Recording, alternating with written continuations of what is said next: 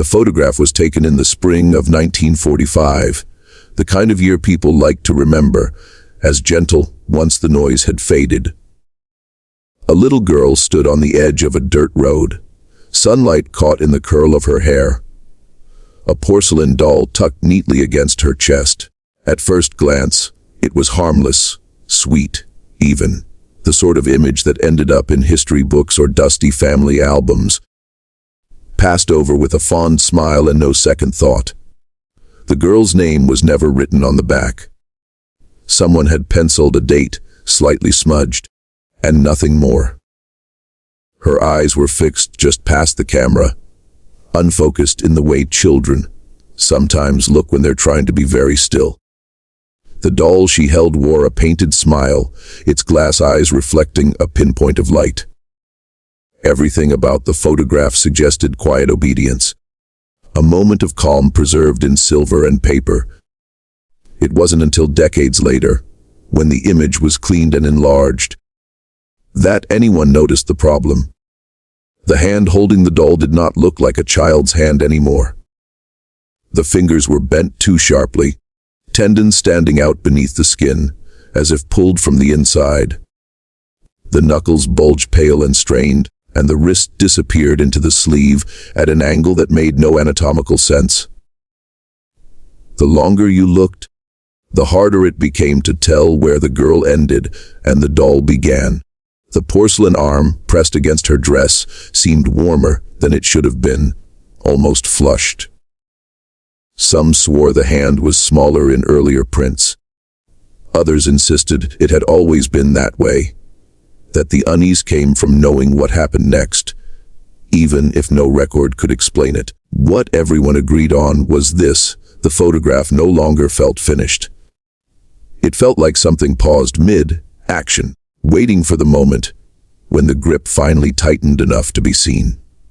What unsettles viewers first is not something overtly monstrous, but a subtle contradiction the eye struggles to resolve.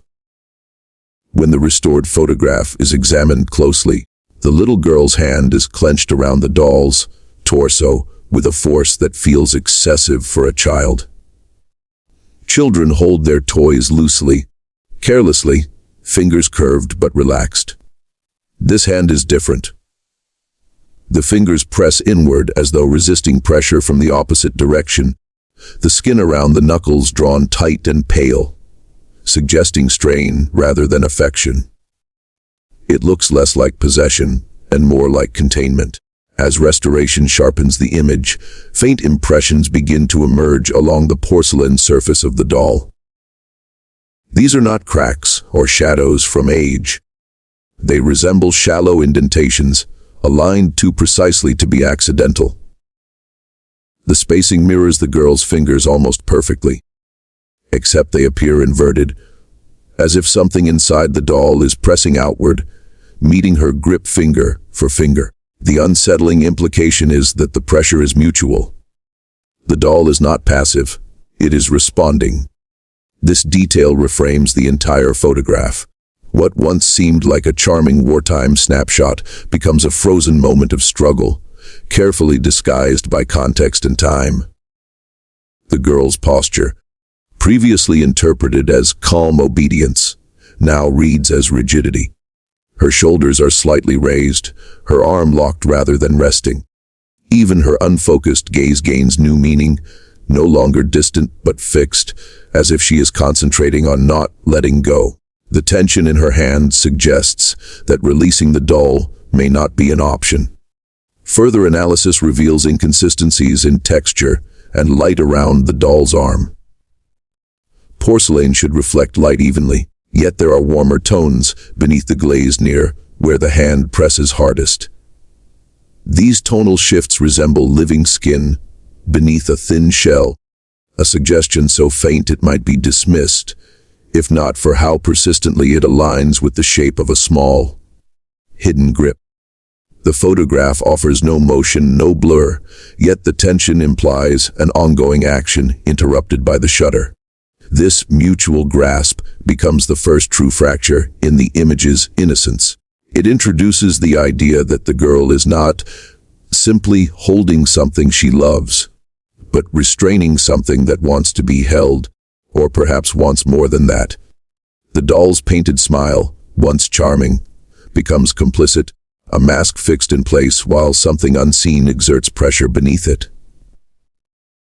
The fear does not come from what is visible, but from what is suggested by the physical logic of the grip. In that single detail, the photograph stops being a record of the past and becomes evidence of an interaction that should not be possible. A quiet moment where a child's strength is matched by something that should have been lifeless, something that pressed back just hard enough to leave its mark, as if testing the boundary between being held and being allowed out. The historian who first noticed the inconsistency in the little girl's hand across different prints did so with a combination of curiosity and unease. At first it seemed impossible. How could the same negative produce variations in something so small and fixed? Photographs, by their nature, are meant to capture a single, unchanging instant, yet the hand gripping the doll appeared subtly different from print to print. In one copy, the fingers were slightly bent at unnatural angles, the knuckles taut and pronounced. In another, the same hand seemed softer, almost relaxed, though still awkwardly positioned. The changes were too deliberate, too precise to be random degradation or flaws in the printing process. Something about the hand was shifting, and the movement suggested intent. What made this discovery particularly disturbing was the pattern that emerged as more prints were examined. The hand didn't just fluctuate randomly. It altered in ways that corresponded to the size and scale of the image, as though the act of reproduction itself encouraged subtle adjustments. When the photograph was enlarged for archival purposes, the hand's strain deepened, tendons standing out with an almost painful clarity. In smaller prints, it seemed less forceful, more like a child's grip. But the proportions never matched typical anatomy. The variations suggested a malleability within the photograph, a refusal to remain fixed in the moment it supposedly captured. It implied that the image was not simply a static record, but a living observation, adjusting its presentation according to scrutiny, almost as though it were aware of being studied. The historian grew obsessed with the hand's inconsistent behavior, comparing prints from public archives, private collections, and old albums. Each revealed minor, almost imperceptible changes. A thumb curled a fraction more tightly. A wrist angle shifted slightly. The doll's arm pressed harder or receded. With every comparison, the photograph's innocence eroded. What had first seemed like a quaint image of a child with her toy now appeared as a document of a struggle that resisted permanence. The subtle changes implied that the girl's interaction with the doll was not merely a frozen moment, but an ongoing tension captured across multiple realities of the same scene.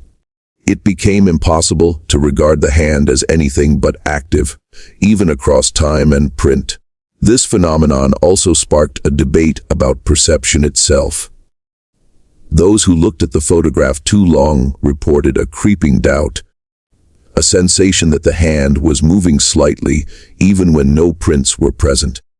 The inconsistencies suggested that the photograph existed on multiple layers, each responding differently to examination, and that the hand, this single point of unease, was the key to understanding the strange life within the image. Every new copy or scan seemed to breathe subtle changes into it, reinforcing the idea that the photograph was less an artifact and more an interface between the girl, the doll, and whoever dared to look closely enough. When the latest high-resolution scan of the photograph was completed, what emerged beneath the girl's sleeve was impossible to ignore. At first glance, it looked like a shadow, a fold of fabric caught in the uneven light. But as the scan's clarity revealed every tiny detail, It became evident that this was not cloth or shadow. It was a second hand, pale and delicate, almost translucent, tucked unnaturally beneath her arm. Its presence was subtle, easy to miss, yet profoundly disturbing. The fingers were curled slightly, in a mirrored motion to the girl's own hand, as if reaching for the doll in quiet insistence, pressing against the inside of her sleeve rather than against the open air. The hand was too small, too precise, too purposeful to belong to anyone else in the frame. It was a presence entirely out of place, neither fully human nor entirely object. The moment this was noticed, the context of the photograph shifted entirely. The girl's grip on the doll, once a source of subtle unease, now suggested something more sinister. She was not holding the doll freely. She was restraining the hidden hand, the force pressing back from inside the sleeve.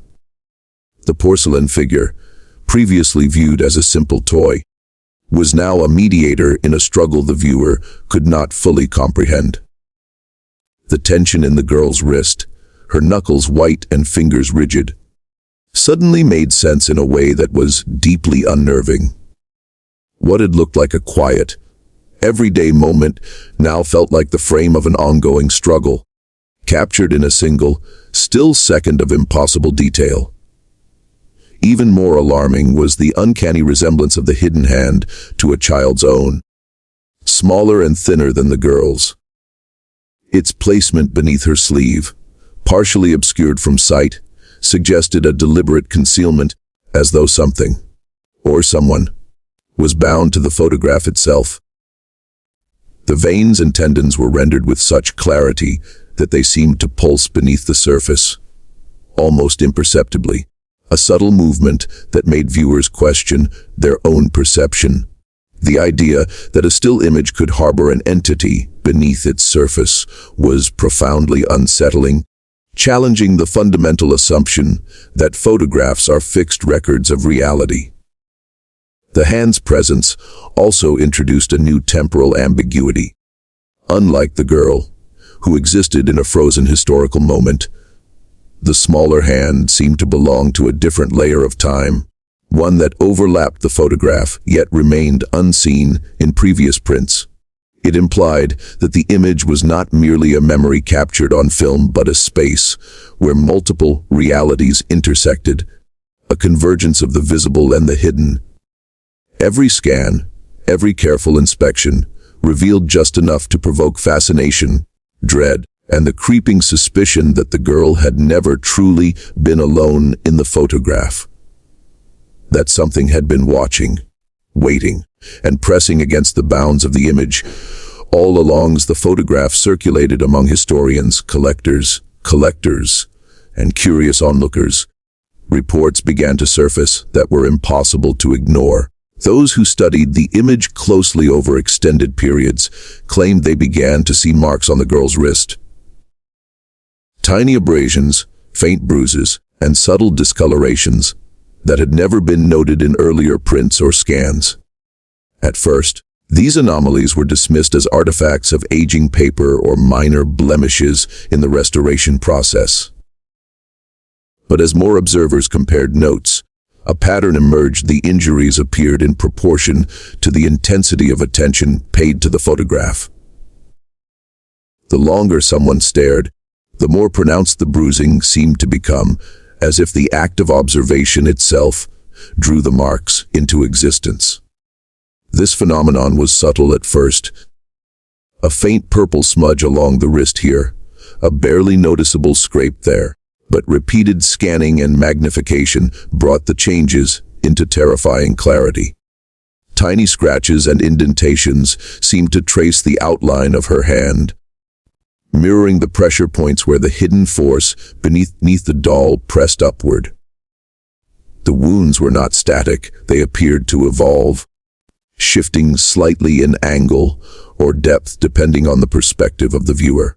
Photographers who attempted to document these injuries for academic purposes found their prints differed from one another, as if the image itself was rewriting its details in response to scrutiny. What made this particularly alarming was the implication that the photograph was not simply a frozen moment of time, but an active agent, capable of interacting with those who engaged with it. The marks corresponded to injuries suffered by anyone who spent too long examining it, in some cases leaving faint, lingering impressions on the observer's own hands and wrists. Reports emerged of subtle tingling, redness, or tiny abrasions appearing after extended study, reinforcing the belief that the photograph carried a malevolent presence. The idea that an image could physically influence the real world seemed impossible, yet the consistency of these accounts created a chilling plausibility. Beyond the physical, the psychological effect was profound. Viewers reported a creeping sense of unease, a feeling that the girl's gaze had shifted slightly, or that her grip on the doll had tightened while they weren't looking. The photograph seemed alive in the margins of perception, reacting to attention in ways that defied natural explanation. What had once been a curious historical artifact became a source of anxiety, a test of endurance and caution. This evolving presence reframed the photograph entirely. It was no longer a simple portrait or a relic from 1945. It was a conduit, a space where time, observation, and intention converged, where the girl, the doll, and the hidden forces within the image could manifest consequences outside the frame. The marks on the wrist were proof that engagement with the photograph was not without risk. That lingering too long invited the photograph to assert itself, to leave traces of its internal struggle in the world of the living